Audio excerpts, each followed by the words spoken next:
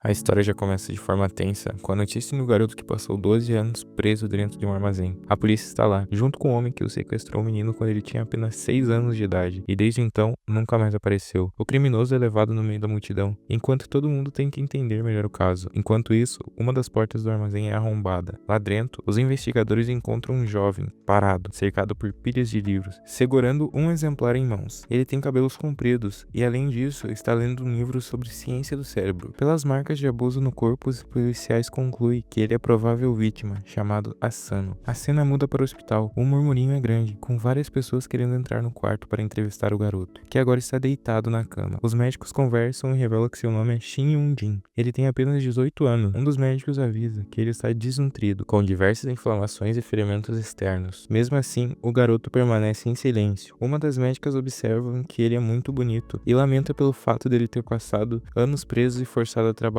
O outro médico então menciona que ele pode ter sofrido perca auditiva. A médica então suspira e, pegando um papel, escreve: "Qual é o seu nome? Você consegue falar?" O protagonista olha para o papel, depois encara a médica e em seguida sua voz finalmente se manifesta. Ele responde calmamente: "Me chamavam de filho de uma puta." Algum tempo antes, sob um sol escaldante, o protagonista trabalhava sem descanso, enquanto o homem que tinham sequestrado apenas o observava. O tempo passava lentamente, até que em um momento cruel de generosidade, o homem jogava um balde de arroz na sala cheia de livros. O garoto faminto se jogava sobre a comida, devorando tudo de maneira desesperada. Era em momentos como esses que ele era chamado pelo aquele nome. O protagonista tremia entre pilhas de livros. Uma barata passou por ele, e sem hesitar, ele pegou e a comeu. De volta ao hospital, os médicos estavam perplexos. O garoto se referia a si mesmo pelo aquele número impróprio, e todos se perguntavam quanta lavagem cerebral ele deveria ter sofrido. Seu corpo estava coberto de cicatriz. Isso não deixava dúvida sobre o sofrimento que ele enfrentou. O monstro que fez aquilo com ele merecia ser executado. Porém, a médica segurando uma prancheta trouxe uma notícia inesperada. Os exames não eram tão ruins quanto esperado. Ela tocou no ombro do garoto com um gesto gentil e disse para ele dormir o quanto quisesse, pois estava seguro ali. Antes de sair, ela avisou que voltaria logo. O outro médico mandou ela ter cuidado com a confusão que estava rolando ao lado de fora. Ao sair do quarto, ela viu a polícia tentando conter uma multidão de curiosos. Todos queriam saber o nome do paciente, sua família e suas condições. A médica ficou furiosa com aquelas pessoas que só queriam lucrar com o sofrimento dos outros. Sem hesitar, ela mandou que todos saíssem do hospital e ordenou que os oficiais verificassem as identificações para garantir que apenas as pessoas autorizadas permanecessem ali. O pessoal frustrado continuava tentando arrancar alguma informação. Enquanto isso, dentro do quarto, o garoto permanecia deitado, imóvel, como se estivesse em transe. Seus olhos vagavam pelo teto encarando a lâmpada fluorescente. Ele virou a cabeça e sentiu algo preso em seu braço, um acesso intravenoso. Olhando mais ao fundo, percebeu uma porta. Aquilo deveria ser o banheiro. Logo, ele notou que não estava sozinho. Na cama ao lado, um homem o observava. O homem então perguntou: "Você é aquele garoto sequestrado, não é? Com certeza sua vida já era esquisita antes, mas agora com certeza ficará ainda mais complicada." O garoto ficou confuso, seus olhos vagaram até a identificação do homem. Ele tinha 57 anos de idade e uma fratura aberta no fêmur. Em seguida, analisou a sua altura: 1,67 m com 67 kg.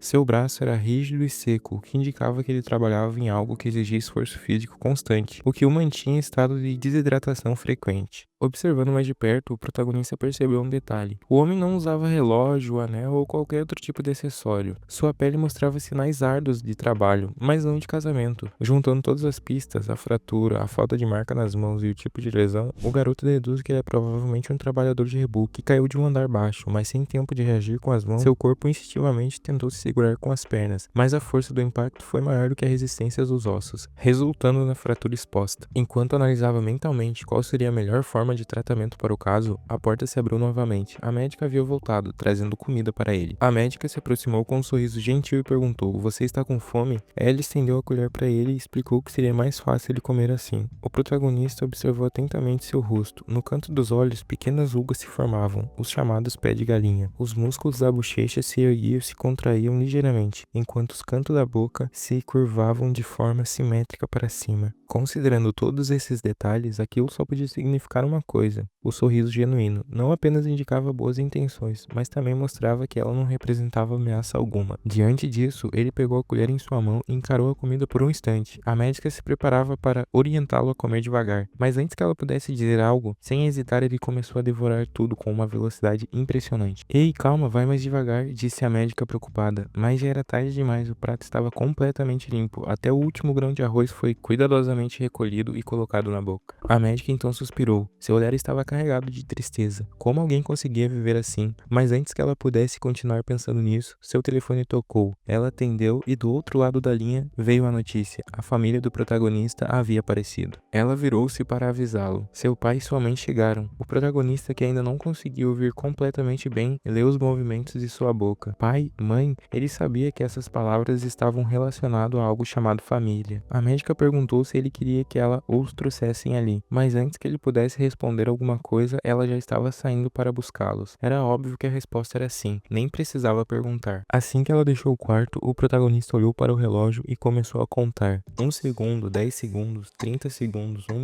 minuto e 20. De repente, algo estranho aconteceu. Uma sensação percorreu a sua cabeça, como se uma energia desconhecida estivesse fluindo por ele. Então, algo inacreditável aconteceu. Ele tinha voltado a ouvir. Letras, palavras, vozes. No início era como se estivesse chovendo dentro de sua mente, mas aos poucos os sons foram se organizando, e ele continuava contando os segundos, quando percebeu passos se aproximando ao lado de fora. Sua audição estava tão aguçada que ele conseguia distinguir claramente as figuras e até mesmo a conversa que estava acontecendo do outro lado da porta. Um simples passo no chão parecia uma explosão bem ao seu lado, fazendo com que ele se levantasse assustado. Então ouviu claramente a conversa dos médicos e enfermeiros. Eles estavam discutindo a estabilidade do paciente, reforçando que a prioridade era garantir que o protagonista não se assustasse. Os demais apenas concordaram, e logo um deles avisou que estava entrando. A porta se abriu e um casal entrou. O pai e a mãe do protagonista estavam ali, de pé, olhando para ele. Seus rostos expressavam reconhecimento, mas o protagonista, por outro lado, não conseguia entender completamente o que estava acontecendo. De repente, sua mãe correu em sua direção, chamando-o e o dizendo quanto sentiu sua falta. Seu pai veio logo atrás. O abraço deles estava carregado de emoções, felicidade e alívio. A mãe estava chorando, pedindo desculpa, enquanto ambos agradeciam por ele estar finalmente de volta. Mas para o protagonista, aquilo era tudo novo demais. As vozes, os movimentos, o excesso de informações, tudo era muito barulhento para alguém que tinha acabado de recuperar a sua audição. Ele se afastou, se soltando dos dois. Mesmo assim, seus pais continuaram tentando falar com ele. O tempo passou e agora a cena se deslocava para a cidade, dentro da casa do protagonista. Sua irmã conversava com a mãe, avisando que havia limpado tudo. Ela se lembrava do protagonista como uma espécie de gênio e achava estranho como seria sua readaptação à vida normal. Tinha apenas algumas lembranças da infância com ele, mas recordava que ele sempre foi uma criança muito peculiar. Ela estava impressionada pelo fato dele estar vivo depois de 12 anos naquele lugar. Se fosse ela no lugar dele, ela tinha certeza de que não conseguiria voltar ao normal. No hospital, se sentiu aliviada ao saber que ele não havia perdido a audição permanentemente. A porta do cômodo se abriu e sua mãe avisou que o protagonista havia chegado. Ele entrou no cômodo meio perdido, sem entender muito bem o que estava acontecendo. Sua irmã o encarou e com um sorriso hesitante disse: "Seja bem-vindo." O protagonista olhou ao redor, analisando o ambiente. A situação parecia peculiar. Seus olhos percorriam os quadros na parede, absorvendo cada detalhe do ambiente. O pai, percebendo a sua confusão, tentou tranquilizá-lo. "Você deve estar se sentindo meio perdido depois de tanto tempo longe de casa." Ele então indicou um cômodo e explicou: "Esse é seu novo quarto. Sua irmã pode te ajudar a se situar." A irmã hesitou por um instante, parecendo um pouco desconfortável com a situação, mas a mãe insistiu: "Ajude seu irmão enquanto preparamos a comida." Os dois seguiram para um quarto. Lá dentro, o protagonista imediatamente analisou: aquele dali é a tal da cama, a tal da janela, o tal do computador, a tal da cadeira. Concluindo todos esses elementos, ele concluiu que aquele espaço era o que eles chamavam de quarto. Sua irmã o chamou e quando ele se virou para respondê-la, ela se surpreendeu e murmurou bem baixinho, porque ele parecia ainda mais bonito do que quando ele estava no hospital. Então ela decidiu pegar o celular e ensinar o protagonista a usá-lo. "Olha, esse é o número do pai, o número da mãe. Agora eu vou apagar o meu número para você aprender a digitá-lo." O protagonista acenou e quando respondeu usou uma linguagem incrivelmente formal, como se tivesse saído de um livro de história. "Ei, você não precisa ser tão formal comigo", disse a irmã do protagonista meio sem jeito. Mas ele manteve o mesmo tom. Ela ficou um pouco triste ao perceber que ele sequer sabia usar palavras comuns para se expressar. Mas mesmo assim,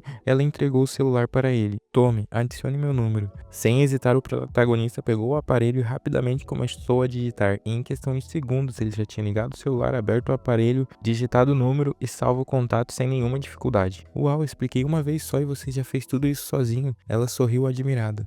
Você parece realmente inteligente como sempre, comentou ela, ainda surpresa. Agora eu vou te ensinar a usar a internet. A irmã do protagonista então clicou na lupa de pesquisa e explicou: aqui você pode procurar por qualquer tema que lhe interesse. Curiosa, sua irmã apenas o observava enquanto ele digitava sua primeira pesquisa: família. A definição apareceu na tela: um grupo de pessoas relacionadas por casamento, laço de sangue ou adoção. O protagonista clicou na aba de imagens e analisou as fotos geradas automaticamente. Ele absorvia tudo de forma neutra, sem demonstrar nenhuma emoção, apenas absorvendo as informações. Sua irmã notou seu olhar vazio e sentiu um aperto no peito. Ela estava esperando alguma reação diferente. De repente, o protagonista sentiu um cheiro no ar e franziu a testa tentando identificar a origem do aroma. Seria perfume? Ele se lembrou das informações que havia lido nos livros. Fragrâncias eram usadas em cerimônias como forma de comunicação entre os humanos. Nos tempos modernos, eram compostas por diversos solventes para criar aromas agradáveis. Sem hesitar, ele se levantou e começou a caminhar em direção à cozinha, ignorando completamente a sua irmã, que ainda estava tentando lhe explicar. Ao chegar, viu seus pais preparando um banquete. Ele então percebeu o seu erro. O cheiro não era perfume, era comida. Venha, sente-se, vamos comer junto, disse sua mãe sorrindo. A família toda estava reunida na mesa, desfrutando de uma refeição. O protagonista experienciava diversas refeições, absorvendo cada novo sabor com curiosidade. Mas então a cena mudou drasticamente. Agora em outro lugar um interrogatório acontecia.